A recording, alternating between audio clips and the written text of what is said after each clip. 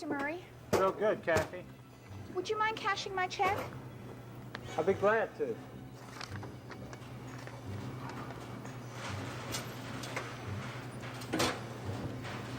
Here you are, Kathy.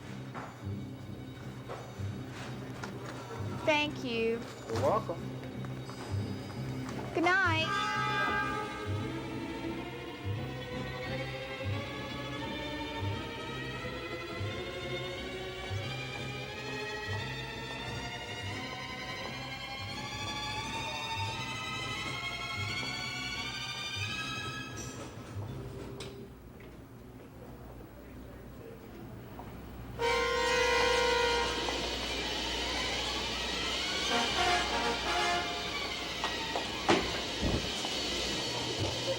Please, I've been robbed. Are you okay? Everything, my purse, Calm my down. money. Calm down. Hurry. I'll get him.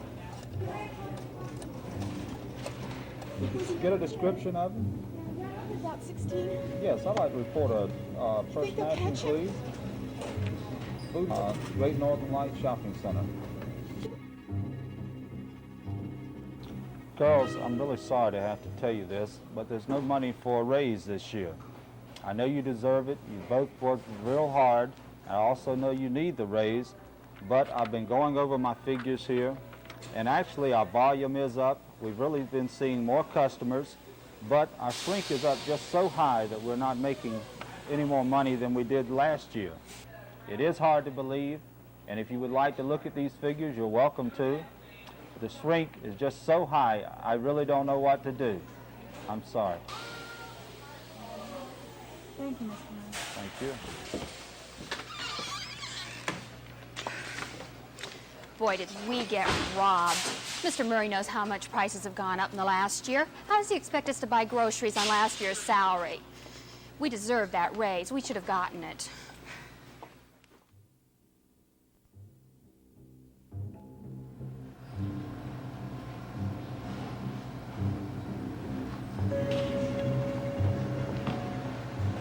Did you see that man? He stole a steak. He shoved it right into his newspaper. So what? Go tell Mr. Murray. It's his store, not mine. He robbed it from him, not me.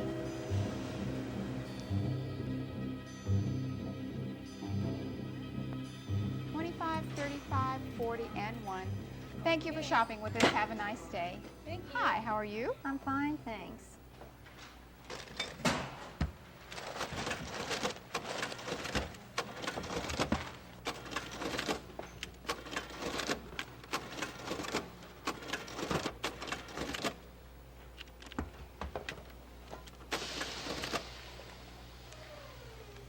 Your order is $35.74, please. Out of 40. Out of 40. Oh, and can I have change for this 20 also, please? Surely.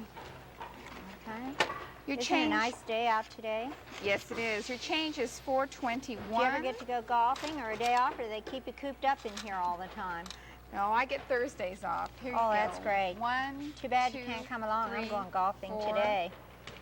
20 and 1, and change for your second 20. Okay, thank you. Thank you. Have a nice day golfing. Thank you.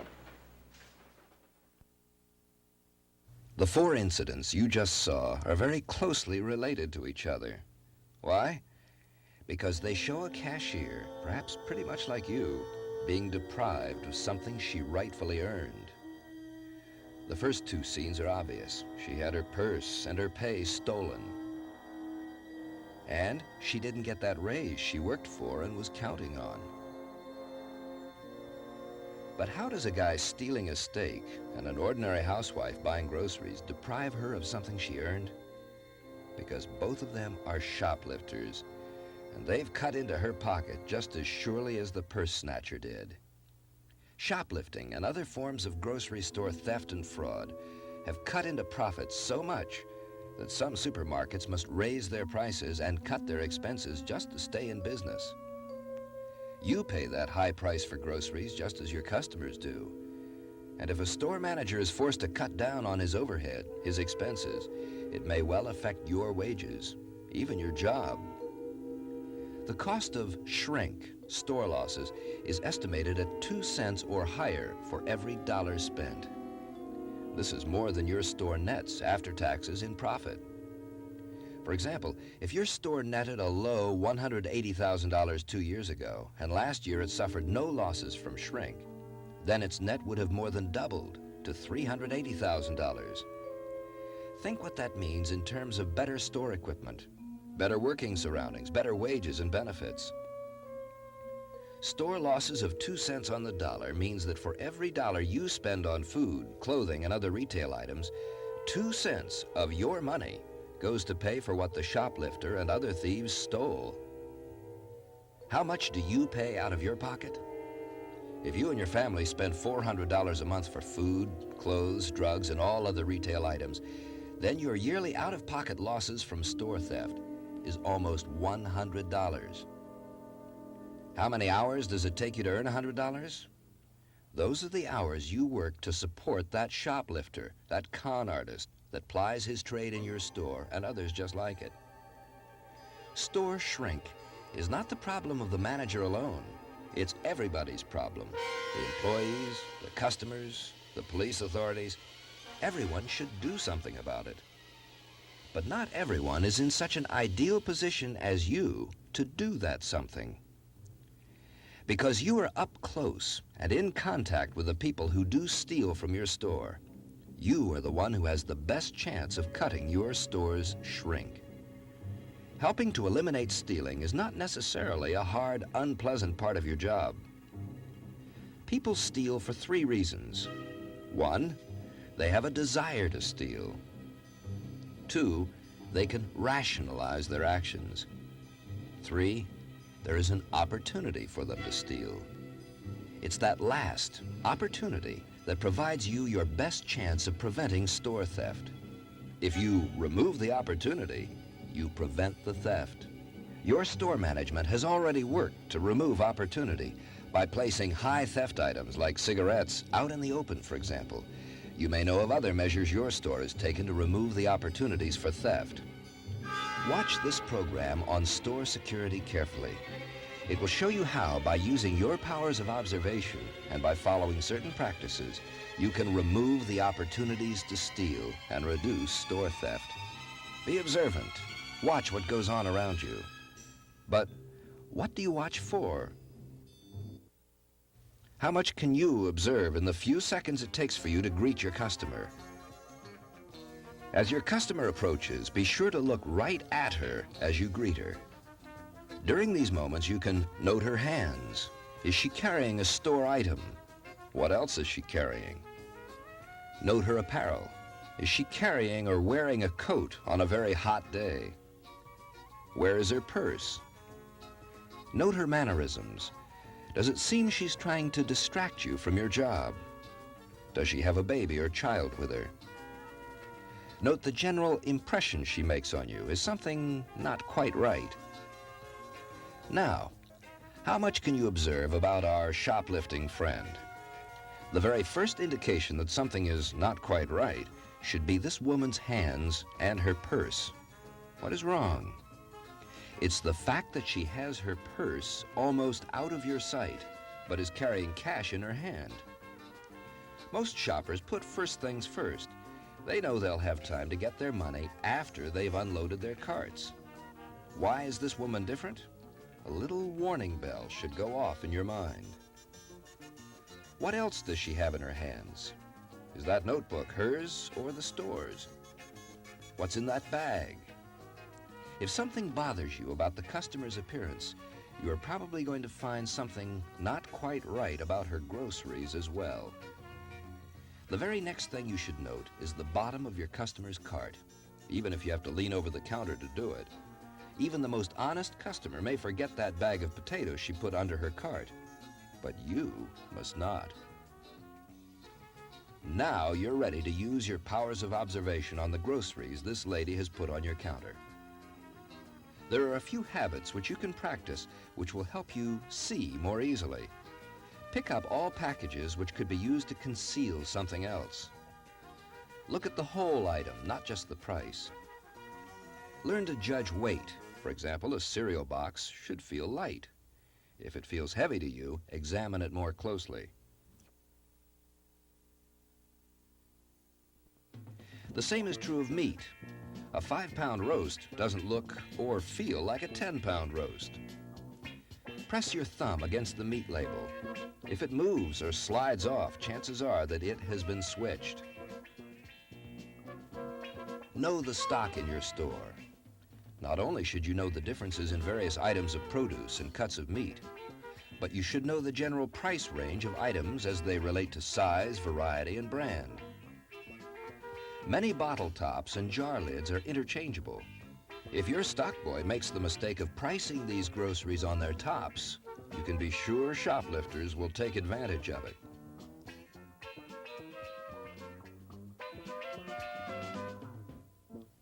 Watch for damaged or loose price labels. It usually means a label switch has been attempted.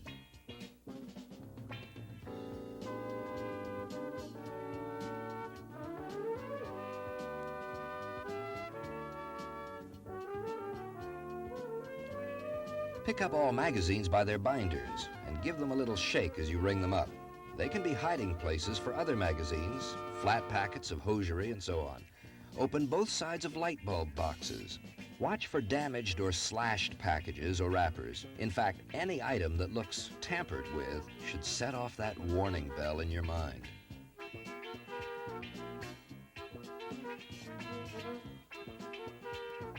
Amazing, isn't it? But wait a minute. Did we miss something?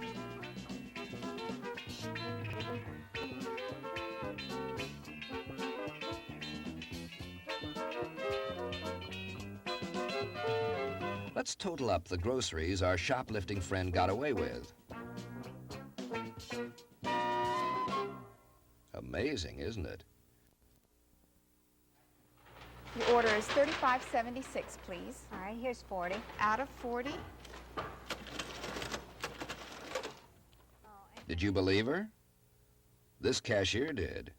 The shoplifter then distracted her with small talk so she'd be sure not to notice. She got away with $10, and the cashier will never notice until she counts her till and finds that 10 in her 20s drawer. Always separate the bills and look at them. In addition, put the bills crosswise in your drawer under the hammer in the box where they belong immediately after you ring the cash tendered button. By handling the cash in this manner, you'll have positive proof of the amount you received. Only when both you and your customer are satisfied with the transaction and she's leaving your area should you straighten the bills, close your cash drawer, and turn to your next customer. Now that you know what to look for and how to look for it, what do you do if you find it?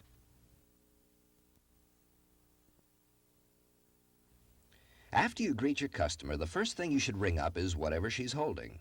She may be holding it for various reasons, to keep it clean, for example. Or she may hope that you won't notice what she's carrying. In any event, your approach to her must be courteous. Pleasantly suggest that she surrender the item to you. Would you like that magazine bag separately? Oh, yes,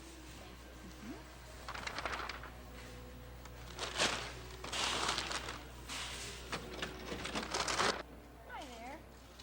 May I have your child's cereal box so I can ring it up, please?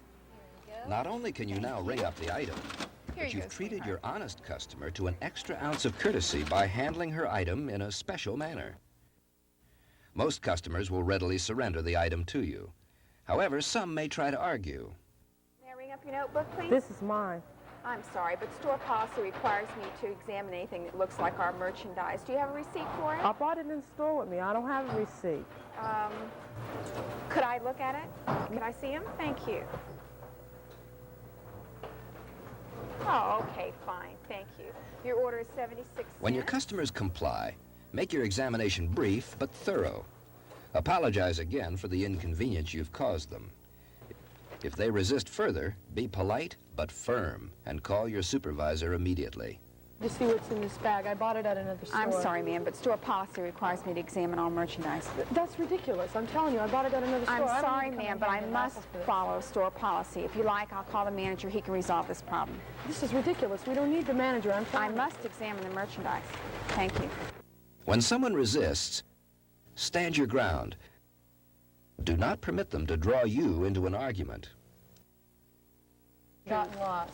I'll have to call the manager to resolve this You problem. don't need the manager. It's not necessary, I'm telling you.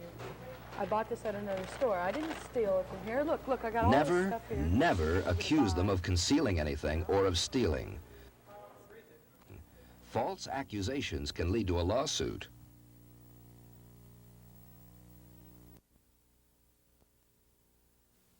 As we said, most of your customers will promptly surrender the items in their hands. Only now are you ready to ring up the rest of the groceries which your customer has placed on the counter. Oh, this box is last, ma'am. May I get you another one? No, that's all right. I'll take that one. Then did you wish to purchase these? Oh, all right. Price check, please. Always ask for a price check if you see a loose or damaged label, or if you suspect that caps or lids have been switched. If your customer questions you, explain courteously. Ma'am, this label's loose, so I think I better check it. It'll only take a minute. I sure don't want to charge you the wrong price. I'm just checking to make sure that the bulbs aren't broken. Ma'am, this bag is torn. May I get you another one?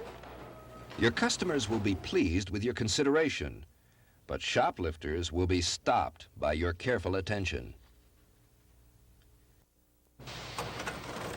Your order is $35.76, please. Out of 40. I'm sorry, ma'am, but you gave me 30 and the order is $35.76. Oh, I'm sorry. I meant to hand you the 2 20s and get change from the 10, please. Okay, it's all right, no problem. $35.76 out of 40.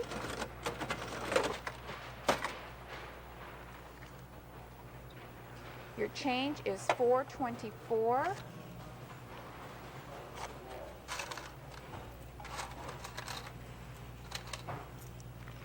There's 1, 2, 3, 4, 24. And change for your 10, 5, and 10. Thank you. Have a nice day. I will, thanks. Notice that there were really 2 separate money transactions, the change for the groceries and the change for the extra $10 bill. Your customer may ask you to take care of 3 or 4 different transactions, her coupons, money, food stamps, checks, and so on. Treat each transaction separately. You'll be much less likely to become confused and much more likely to be accurate when making those transactions.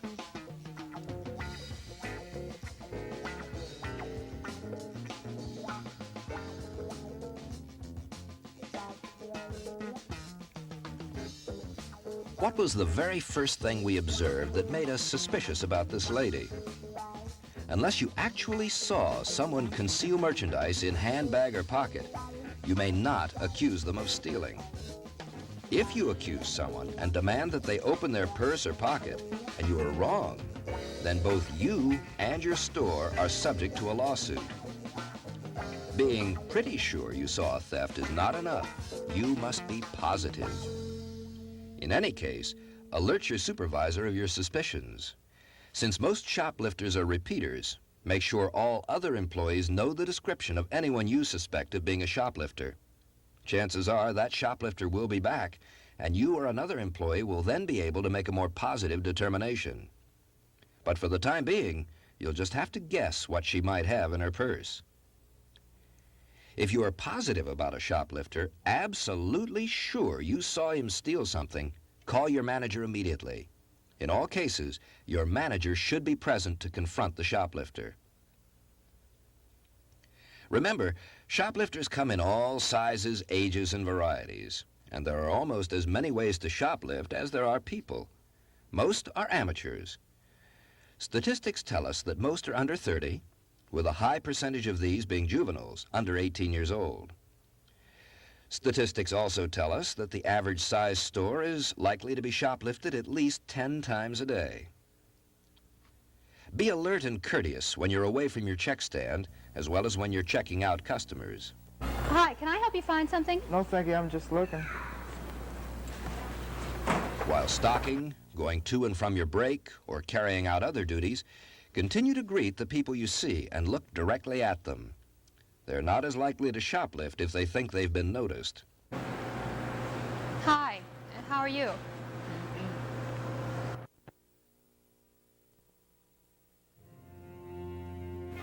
Hi. Hi, how are you today?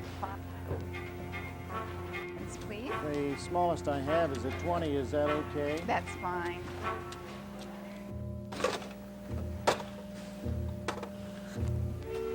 Change is $19.59. 10, 15, 16, 17, 18, 19, 59. Thank you you go. very much. You don't Thank have to put that you. in the bag. Hope your headache gets better. Thank you. My till! Like pickpockets, people who are adept at fingering a till are experts in their profession. Often working in teams, as in this case, you'll never know they paid you a visit unless you know how to guard your till against such con artists. That'll be 41 cents, please. Smallest I have is a 20. Is that okay? That's okay. Out of 20.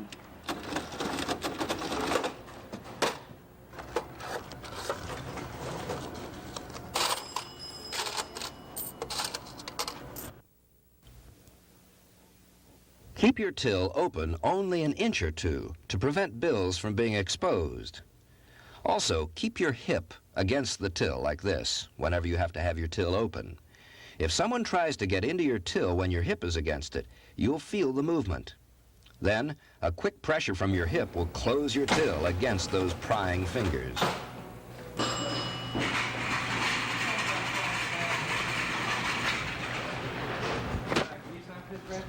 Sure can. Let's see. 5 trays, 14 loaves a tray, that's 70, all white.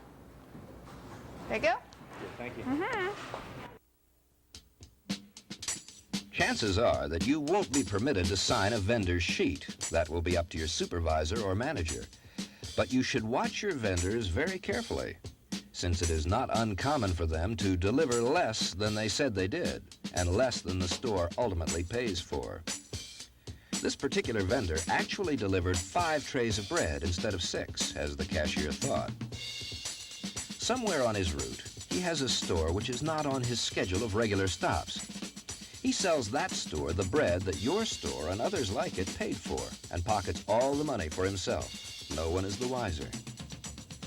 This scam, unfortunately, is all too common. Often it requires some kind of collusion between vendors and a store employee. Observe all vendors. Make sure they deliver the right thing in the right amounts. If you're responsible for checking in merchandise, there are 2 major procedures you should follow. Be sure the vendor removes all returns from the store first. Such things as unsold merchandise and empty soft drink bottles should be taken out by the vendor before he brings in new merchandise. If this practice is followed, the vendor can't hide saleable merchandise among items that can't be sold. Also, insist that the vendor show you all sections or trays of items he's delivering so you can get an accurate count of the merchandise for comparison to the merchandise listed on the delivery sheet. If you suspect that a vendor is not delivering every item he says he is, report your suspicions to your manager immediately. We've shown you a lot of the tricks people can pull in their attempts to steal from you, but not all thefts are accomplished by trickery.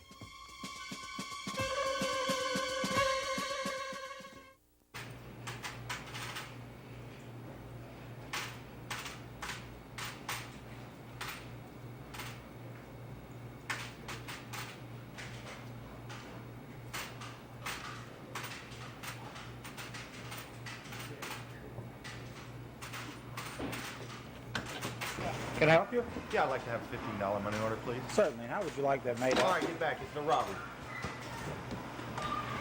All right, fill up that bag of money. Hurry up. Hurry up. You guys stay back. All of them. Go. Hurry up.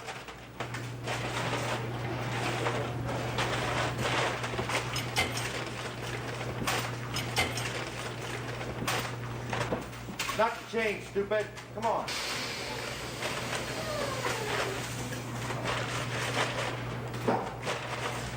All right, down the floor. Don't move, I'll blow your brains out.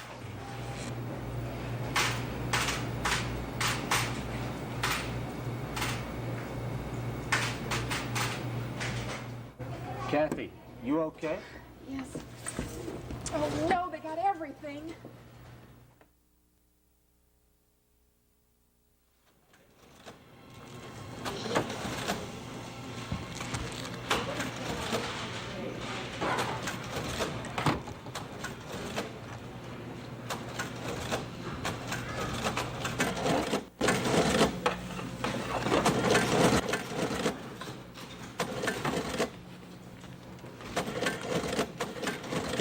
$23.42, please. All right, get back, all of you. Come on, give me your money.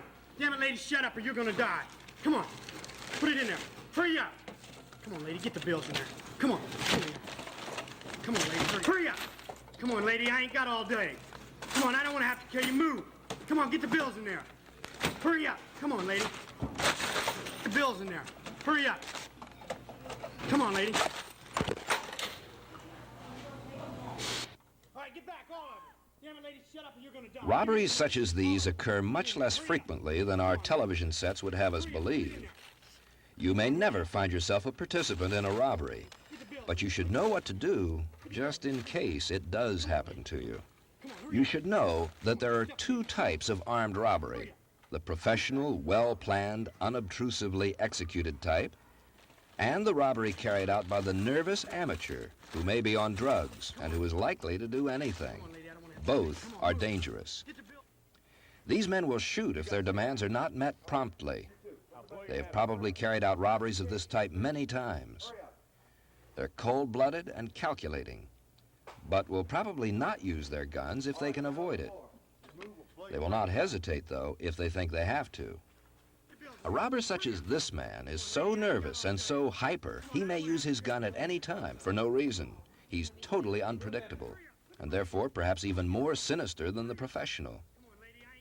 Most likely, if you're robbed at the checkout stand, it will be by this type of criminal. The professional robber would have cased out the store, known where the largest amounts of money are kept, and when the bank pickups are. He does not want to bother with the small amounts in your cash drawer, but is more likely to hit the office. The danger and seriousness of any robbery can't be emphasized too much. The way you act may save your life and the lives of others around you. First, do exactly as the robber says, quickly and without question. Do not talk or make any sound. Try not to lose your cool. You must save any hysterics you feel for later, after the robber has left and you are safe. Take several deep breaths. It'll help you keep control. Other than following instructions, do not react or respond to anything the robber says, including names he might call you. If it is not dangerous to you, try to use your powers of observation so you can describe the robber to police later. Do not volunteer anything of value. Give him only what he asks for. However, if you can, try to give him your change, non-cashable checks, and anything else that might slow him down or connect him to this robbery. Most professional robbers will refuse to take change and checks for just these reasons, but the amateur robber may. If your store has a silent alarm connection with the nearest police station and you can get to it without danger to yourself or others, by all means use it. But be sure your actions will not be noticed by the robber. Don't set off an alarm with a loud bell. If there's even a remote chance it will startle the robber into using his weapon, it is just not worth it. In fact, the most important rule to remember is, do not try to be a hero. Money is replaceable. It is never as important as your life. Shoplifting, con artists, crooked vendors, armed robbers. Seems a lot to look for, but it isn't really.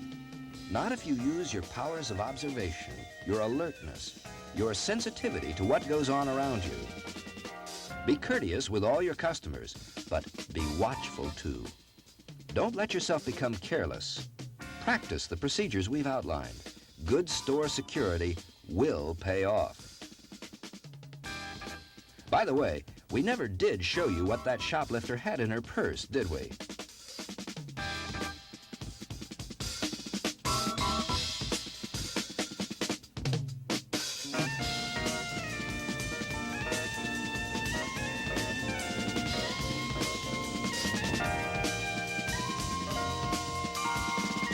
Hold it right there.